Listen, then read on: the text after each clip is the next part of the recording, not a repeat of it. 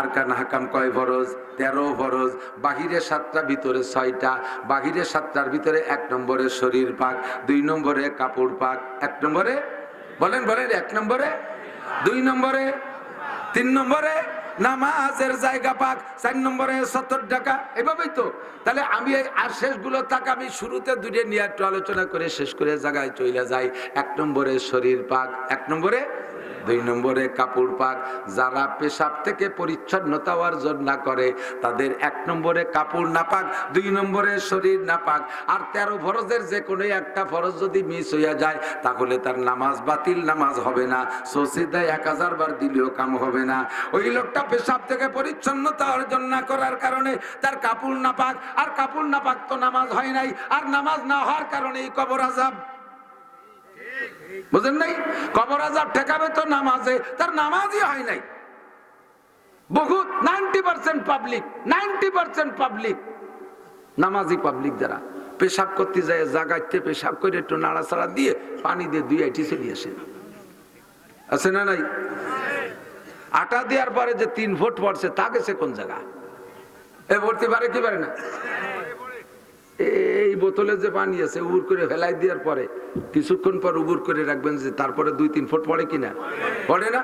এত বড় মুখ আলা বোতল দিয়ে যদি পরে 2-3 ফুট পড়তে পারে তাহলে সে বোতল তো অত বড় মুখ না। তাহলে সে জায়গায় যে পরে আর 2-3 ফুট আসতে পারে কি পারে না? তো সে জায়গা ঢিলা ধরবে না। আমার এক শ্রেণীর ভাই আইছে, উনরা আহলে হাদিস দাবি করে, কয় যে হাদিসে বুখারী শরীফে কোনো জায়গা কুলুক ব্যবহার করার কথা পেশাবে আসে নাই। এমন ভাবে চাইছিয়ে চুলিয়ে সাফ করি কয়, তাতে মনে হয় যেন কুলুক ব্যবহার করলে গুনাহই হবে। আরে কুলুকের কথা আসে নাই, কিন্তু পবিত্র অবস্থায় নামাজ পড়তে হবে, এটা আসছে কিনা? অপবিত্র অবস্থায় নামাজ পড়া যাবে, কাপড় পাক লাগবে, শরীর পাক লাগবে। সকলের শরীর একরকম না, কথা বলেন। ছোটবেলায় যখন শরীর স্বাস্থ্য ভালো থাকে, পেশাব করলে কলকল করে পেশাব করে মুহূর্তের মধ্যে সাফ হয়ে যায়, ওকে আটা দিলে একটুও পড়ে না। মানুষ যখন যত বড় হয় তখন তার ভিতরে কলকাবজা এলোমেলো হতে থাকে, তখন তার পেশাবের সমস্যা, ডায়াবেটিস হয়, ঘন পেশাব হয়, পেশাব করে উঠার সাথে সাথে আবার তলপেটে কামড় দেয়, দেয় কি দেয় না? বুড়োরা তখন দেখে, ঠিক না? বাঙালি গে শরীর আর সৌদি আরবে লাগে শরীর এক না। ও দেশে লাগে মশলা একরকম, আমাদের দেশের মশলা আর একরকম। ওরা খায় শুকনো শুকনো। ওরা কি খায়? শুকনো খাবার বেশি খায়, পায়খানা করে ঘোড়ার মতো করি করি, কোনো জায়গা মাহায় না। কাজেই একটু 3টে কুলুক দিয়ে মুছে দিতে হুজুর 1 বদনা পানি নিতেন, পানি দিয়ে ধুয়ে আসলে আরো ভালো হয়, ঠিক না? পানি দিয়ে ধুইলে আরো সুন্দর হয়। ও দোস্ত, নবী আলাইহিস সালাম জীবনেও কোনোদিন বাথরুমে 1 বদনার বেশি পানি ব্যবহার করে নাই, 1 বদনার বেশি পানি ব্যবহার করে নাই। এখন যদি কও যে হাদিসের ভিতরে দেখছি নবী 3 ঢিলা আর 1 বদনা পানির বেশি ব্যবহার করে নাই, এর চাইতে বেশি ব্যবহার করা বেদাত, তাহলে আসো তুমি এবার দাঁত লাগাই আসো, একটু বুঝাই দিয়ে যাও। বাঙালিরা খায় খেসড়ি মেসড়ি, ডাল চাল, আটার যাও, কুড়োর দাপড়া, পেঁয়াজি, বেগুনি, সিঙ্গাড়া, পুরি, এ খাইয়া সাথে সাথে পেটের মধ্যে মেঘের মতো গুড়ুম গুড়ুম করে ডাক শুরু করে যা টাকি ব্যাগ, ঠিক না? পায়খানায় যাওয়ার আগে 2 রান বাইয়ে লুঙ্গি 2টি ভিজে নষ্ট হয়ে গেছে। এই লোক যদি 3 কুলুক আর 1 বদনা পানি নিয়ে সাফ হতে যায় তাহলে হবে? ওর তো দমকল মারিয়ে দিলেও সাফ হয় না। এ জায়গা তুমি কি বলবা? 3 কুলুক আর 1 বদনা বলবা না, এবার বলবা পবিত্র হয়ে যাইতে হবে। তাতে যদি তার নদীর মধ্যে সুবতি হয় তবুও সুবতি হবে, ঠিক না? তাহলে তুমি এবার জায়গায় চলে আসছো, 3 কুলুক আর 1 বদনা, এটাই জরুরি না? এটার মধ্যে সীমাবদ্ধতা না? সীমাবদ্ধতা হলো পবিত্রতা অর্জনের মধ্যে। কাজেই পেশাবে যাদের টপকানোর সম্ভাবনা থাকে তারা পেশাব থেকে পবিত্রতা অর্জন করতে ঢিলা ব্যবহার করা, যদিও নবী বলেছেন সুন্নাত, তবে এটা ফরজের মাথা খায়। এমন একটা সুন্নাত যার উপরে ফরজ নির্ভর করে, কথা বলেন, ঠিক না? আমরা পুরুষরা পেশাবে ঢিলা ব্যবহার করব, মহিলাদের পুরো পেশাবে ঢিলা নাই, মহিলাদের পেশাবে ঢিলা নাই। তবে মহিলাদের বাথরুমে পায়খানায় ঢিলা ব্যবহার করা পুরুষের ঢিলা ব্যবহার করার চাইতে জরুরি। তাদের হাতের রান্না বান্না, তাদের হাতের মই মশলা আমাদের খাওয়া লাগে। মহিলা যদি নাপাক অবস্থায় মই মশলা তৈরি করে দেয় তাহলে আস্তে আস্তে আস্তে আস্তে ওই বাড়ির পুরুষ যারা আছে, সালাম আলাইকুম, এর সময় তো বয়ান করি ভাই, এর সময় তো বয়ান করি স্টেজে। আল্লাহ, পুরুষের চাইতে নারীদের বাথরুমে ঢিলা ব্যবহার করা বেশি জরুরি, কথা কন। তাড়াহুড়া করে সারিয়ে আইছে, হাতটা পরিষ্কার করতে সময় পাই নাই, ওই অবস্থায় মশলা বাইটে বুটে আপনারে খাওয়াই দিছে। এক ওক্তে অনেকখানি খাওয়াই রে, অল্প একটু এই একটু একটু রে কইরে খাওয়াতে খাওয়াতে 365 দিন গুছাইলে এক ওক্তের পায়খানা চাইতে পারি, এটা কম হবে না?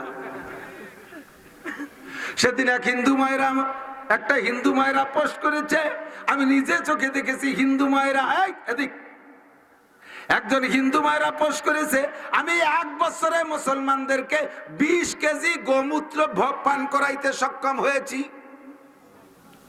1 বছরে আমি 20 কেজি গরুর পেশাব মুসলমানদেরকে খাওয়াইতে সক্ষম হয়েছি।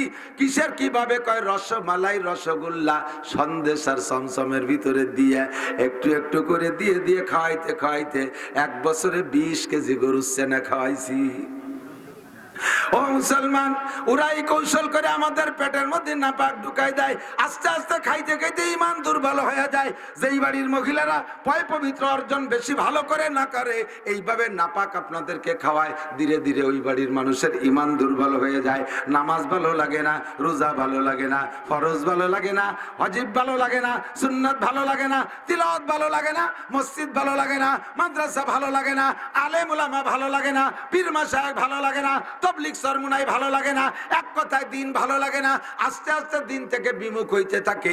এর গুড়ার কারণ হলো ওই বাড়ির মহিলাদের হাতের মাধ্যমে বাড়িওয়ালা সবাইকে নাপাক খাওয়াইছে। ওই লোকটা পেশাব থেকে পরিচ্ছন্নতা অর্জন করতো না। ফাঁকে একটু বলে যাই, আপনারা গৃহপালিত পশু গরু লালন পালন করেন, গরুর পেশাবের দুই শ্রেণীর গরু, 2 রকম পেশাব। বলদ গরু, ষাঁড় গরুর পেশাব পান নিচে পড়ার পরে 5 হাত দূর পর্যন্ত সেটে। বলদ গরুর পেশাব 5 হাত দূর পর্যন্ত সেটাই। 5 হাতের মধ্যে যদি আপনি দাঁড়ায় থাকেন, তাহলে আপনার ওই পরনের কাপড় দিয়ে নামাজ হবে না। আপনি তো জানেন না যে কোন কোন জায়গায় লাগছে, কাপড় পাল্টাইতে হবে, গাও আপনাকে ধুয়ে ফেলতে হবে। আর গাভী গরুর পেশাব 8 হাত পর্যন্ত সেটে, ফোর্স বেশি। এই 8 হাতের মধ্যে যারা থাকবে তাদের গায়ে কাপড় পেশাব লাগবে, ওই কাপড় পাল্টায় তার নামাজ পড়া লাগবে। মহিলা গাভী দোয়াইতে গেছে, গাই দোয়াইতে গেছে, 90% গাভীর স্বভাব হলো দোয়ানো শুরু করার পরে কিছুক্ষণ পরে পেশাব করে দেয়, তাই না? মহিলা এবার দুধ চুকরে বাঁচানোর জন্য পাত্রটারে ধরে পাছা কাজ করে দিয়ে মুড়াইয়া ওই দিক সরাই নেয় আতুনটারে, কিন্তু ওনার এই পাশ রয়েছে গাভীর পেশাবের দিক, সিটে পিঠ একেবারে ঝর্ণায় ভিজাই বেলাই দিয়েছে। সকালবেলা এই কাম হয়েছে, দুপুর বেলা ওই কাপড় দিয়ে ওযু বানাইয়া ওই কাপড় দিয়ে নামাজ পড়ছে। মহিলার নামাজ হয়েছে নাকি কথা বলেন? পুরুষরা যদি গাভী দোয়াইতে যান, যখন পেশাব করবে তখন আপনি পাত্রটা নিয়ে উঠে চলে যাবেন, কাছে থাকবেন না। যদি আপনি কাছে বসে থাকেন, সিটে লাগবে, এবং সিটে আপনার মাথার উপর দিয়ে দুধের মধ্যে পড়তে পারে। 10 কেজি দুধের মধ্যে যদি 1 ফোঁটা পেশাব পড়ে, ওই দুধ চোখ হারাম হইয়া যায়, ওই দুধ চোখ হারাম হইয়া যায়। জীবন ভরে নিজেও খাইতেছেন, আল্লাহর বান্দাদেরকেও খাওয়াইতেছেন। কথা এসে গেল, বলে গেলাম, আল্লাহর নবী কয় ওই লোকটার কবরে আযাব হওয়ার কারণ হলো দ্বিতীয় ব্যক্তির কবর আযাবের কারণ হলো লোকটা পেশাব থেকে পরিচ্ছন্নতা অর্জন করতো না। উট গরু ঘোড়া গাধা চড়াইতো, পেশাব সেখান থেকে লাগতো, নিজে পেশাব করতো, ডিলা ব্যবহার করতো না, পরিচ্ছন্নতা অর্জন করতো না, যার কারণে তার শরীর নাপাক, কাপড় নাপাক। আর শরীর নাপাক, কাপড় নাপাক মানে 13টা ফরজের 2টা ফরজ বাতিল হয়ে গেছে। 2টা ফরজ বাতিলের কারণে তার নামাজ হয় নাই। যেই নামাজে তারে কবর আযাব থেকে বাঁচাবে, ওই নামাজই তার হয় নাই, বিদায় তার কবর আযাব হচ্ছে। আমি দেখছি, রাআইতু বিআইনাইয়া, আল্লাহ আমার সামনে খুইলা দিয়েছে, আমি আমার চোখ দিয়ে দেখছি। একে বলে কাশফের মাধ্যমে শিক্ষা। আমাকে আল্লাহ কাশফের মাধ্যমে শিক্ষা দিয়েছেন। নবী পাক বসে আছে সাহাবায়ে কিরামদেরকে নিয়ে, আসরের নামাজের পরে পাহাড়ের পাদদেশে নবী বসে আছেন, সাহাবায়ে কিরামদেরকে নিয়ে জান্নাতের আলোচনা, জাহান্নামের আলোচনা করতেছেন। জান্নাতের আলোচনা করার সময় আমার দিক জান্নাতের আলোচনা করার সময় হুজুর বলতেছেন, জান্নাত, এই সাহাবায়ে কিরাম তোমরা যদি একবার বলো সুবহানাল্লাহ, একটু বলেন না, সঙ্গে সঙ্গে জান্নাতের মধ্যে একটা ফলদার গাছ লাগানো হইয়া যায়। গাছের গোড়া উপর দিক, মাথা নিচের দিক। গাছের গোড়া উপরের দিক, মাথা নিচের দিক। হুজুর উপরে কার সাথে গোড়া লাগানো? গোড়া তো চাই মাটির সাথে উপরে, তাই দিয়ে তোমার দরকার নেই, গোড়া উপর দিক মাথা নিচের দিক। সেদিন যাইয়ে দেখো কিভাবে গোড়া উপর দিক মাথা নিচের দিক, ফলে ফুলে ভরা, এক একটা গাছে 100 প্রকারের ফল। আরে কি চমৎকার ফল! এই যখন হুজুর বয়ান করতেছেন, সামনের দিকে হুজুর হাত বাড়াচ্ছেন, মনে হয় যেন ফল একটা ছিঁড়েই নিয়ে আসবে। এমন করে 3-4 বার হাত বাড়াইছে, কিন্তু খালি হাতে ফিরে আসে। সাহাবায়ে কেরাম বললেন, হুজুর সামনের দিকে হাত বাড়ান, কি যেন ধরেন, আবার খালি হাতে ফিরে আসলেন, কারণ কি? হুজুর কয়, আমি যখন জান্নাতি গাছের ফলের বিবরণ দিচ্ছিলাম, ওই সময় ফেরেশতারা আল্লাহ পাক রব্বুল আলামিন এর হুকুমে জিবরিল আলাইহিস সালাম আমার সামনে জান্নাত নিয়ে আসে। যেই গাছের কথা বললাম, ওই গাছটা আমার হাতের নাগালে চলে আসছিল। আমি দেখলাম টলমলে পাকা ফল, একটা ফল ছিঁড়ার জন্য হাত বাড়াইলাম, যখনই হাত বাড়াই জিবরাইল গাছটা টান দিয়ে সরাই নিয়ে যায়।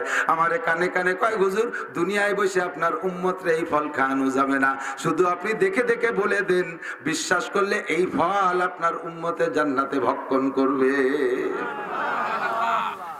আমার নবী জান্নাত দিকে দিকে বয়ান করছেন, একে বলা হয় কাশফের ইলম। ইতিমধ্যে আল্লাহু আকবার একটা বিকট শব্দ আছে মাটির নিচ থেকে, যেই শব্দটা দুনিয়ায় কোনোদিন কেউ শোনে নাই। শব্দের ভিতরে পার্থক্য, প্রত্যেক শব্দের ভিতরে আলাদা আলাদা শব্দ হয়। যদি কাঁসার বাটি কাঁসার বেল হয়, মুগুর দিয়ে বাড়ি দিলে একরকম শব্দ হয়। লোহার বেল হইলে দেখবেন স্কুল মাদ্রাসায় বেল পিটায়, লোহার বেলে পিটেন দিলে আলাদা রকম শব্দ হয়। দুইটা টিনে বাড়ি লাগলে একরকম শব্দ, দুইটা কাঠে বাড়ি লাগলে আর এক রকম শব্দ। প্রত্যেক শব্দ ভিন্ন রকম। দুইটা হাতে থাপ্পড় মারলে আর এক রকম শব্দ, মানুষের গায়ে থাপ্পড় মারলে আর এক রকম শব্দ। কিন্তু আজকের এই শব্দটা দুনিয়ার কোন শব্দের সাথে মেলে না।